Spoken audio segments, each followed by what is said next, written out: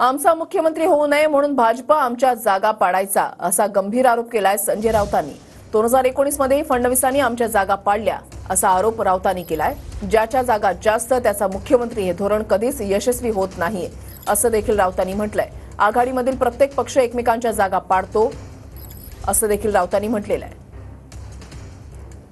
तर राऊतांनी हे महत्त्वपूर्ण वक्तव्य केलेलं आहे। 2019 मध्येही फडणवीसांनी आमच्या जागा पाडल्या, आमचा सीएम होऊ नये म्हणून भाजप जागा पाडायचा असा गंभीर आरोप राऊतांकडून करण्यात आलाय।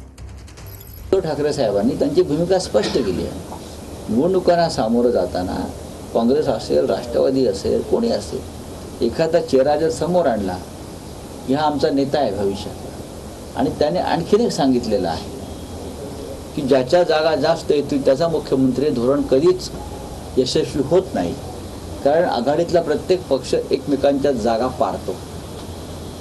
हे आम्ही भाजप बरोबरचा आमचा अनुभव आहे की शिवसेनेचा मुख्यमंत्री होऊ नये म्हणून जागा कशा पाडण्यात आल्या। अगदी